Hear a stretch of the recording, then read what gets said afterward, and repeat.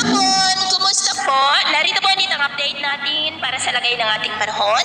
Ngayong hapon po ng September 30, 2025. Sa ngayon po ay papasok na anumang sandali sa Philippine Area of Responsibility ang sama ng panahon na nasa silangan po ngayon ng Bicol Region, about 1,190 km east ng Catanduanes, at nasa medium chance na po ang posibilidad na maging bagyo yan base po sa datos ng JMA, at kikilos po yan pakanluran at posible ang mabilisan yan na paglakas habang nasa Philippine Sea, at kung ganap na po yan na bagyo ay tatawagin na sa local name na Bagyong Paulo within 24 to 48 hours, habang kikilos muli pa northwest. At may posibilidad rin na aabot yan into typhoon category habang nagbabanta muli na daanan ang dinaanan po ng dating bagyong Nando. Pero paalala lamang po na posible pa na magbago ang forecast na ito, kaya patuloy lamang po natin nababantayan ang development yan, lalo na at nasa malayo pa, nasa karagatan.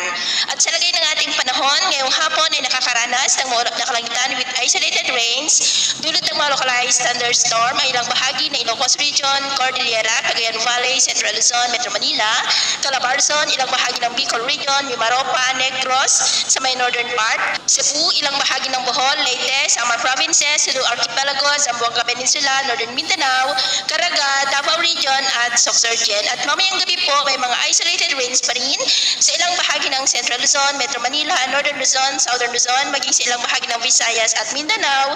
Kaya mag-ingat pa rin po tayo sa posibleng mga banta pa rin ng mapagbaha,